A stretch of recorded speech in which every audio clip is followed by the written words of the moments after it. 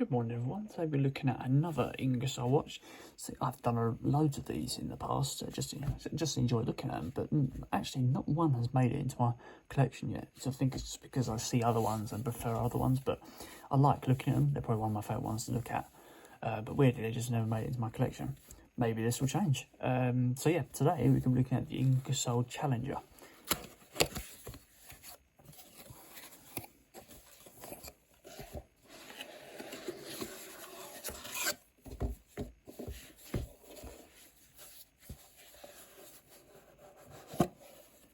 Nice simple leather box, quite unique in design with the brown stitching and the buckle down system on the lid.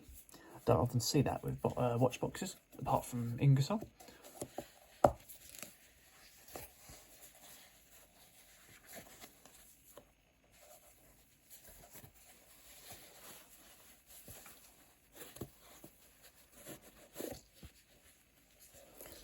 Inside, you've got a bit more of sort of a chocolate colour inside there and a chocolate coloured cushion, as you can see here.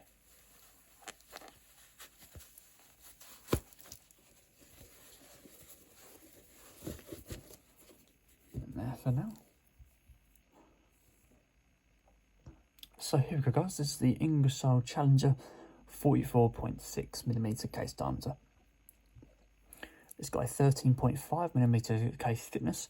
Retails at £330, probably weighs around about 160, 150 grams, and uses a automatic movement. I couldn't tell you the calibre because they just don't specify it. Couldn't find the information out online. Yeah, if you find some digging or you take the case back off, actually when we come down to the back, we'll have a look at the jewels and stuff like that, so I could tell you the exact sort of specifications of it when we get around there.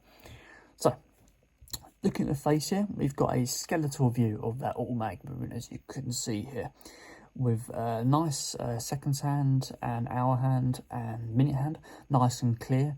I sometimes find with these tonneau skeleton watches that the hands are just hidden. This one doesn't seem like the case because the hands are nice and bold in white. The other details on the actual watch are all in sort of silver, grey, gold, that sort of colour.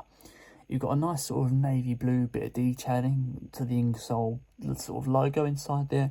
The actual interior part of the casing as well is the sort of navy blue with the dashes, just adds a bit more depth to the watch. It's quite a nice touch really. The actual watch offers a 50-metre water resistance with a scratch resistant mineral glass going over the top of the watch. So let's come out to the sort of the bezel. The bezel is a sort of a brushed bezel, as you can see, or it's just fixed in place. It's a sort of brush finish with those sort of fake screws in the top here. A very, very common feature for these tonneau shaped watches.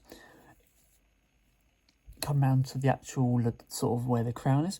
The crown is actually a sort of a black crown housed on a sort of a jet black finish stainless steel on the side here. I believe the stainless steel is 316, but do not quote me on that. It's all brushed, as you can see here. You've got the brush effect on there, polished finish on the actual sides of the bezel, but then the brush finish on top.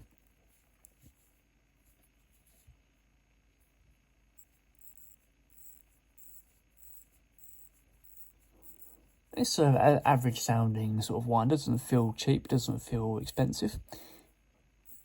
Same goes for the sound of it.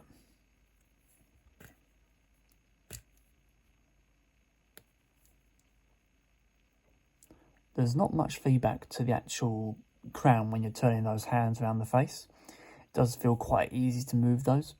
It's quite a small crown as well, but I have all gloves on. And the second hand doesn't actually stop moving when you move it out to the first position, which is a bit annoying because you've got to sort of try and guess where the hands will be when you're trying to set it. So if you're one of those people that likes the exact time, it's going to be quite difficult to set it. You have to constantly plan for it.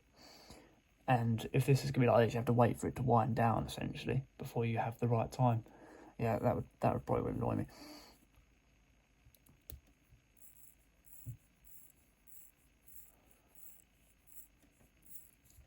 So coming down to the strap, you've got Halloween leather strap, 28mm in width, so it's quite a thick strap. It's a nice sort of navy blue to match the navy blue of the finish on the actual casing, the interior face. The actual buckle, it's a stainless steel brush buckle. Everything seems to be brushed with this watch, with 2 completely free roam holders to hold that strap in place. There's no sort of quick release on the strap or anything like that, so you have to unscrew it to take it out manually. But it's got a nice Ingersoll back to it and a nice bit of grip on the back, so it probably feels nice and comfortable. Finally, looking at the actual case back here, we might be able to look at the movement and the jewels on it.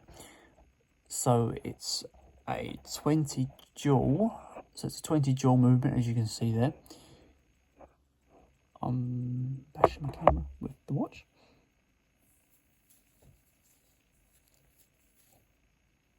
Yeah, 20 jewel automatic movement in the back there. And 316 stainless steel quoted on the side there as well.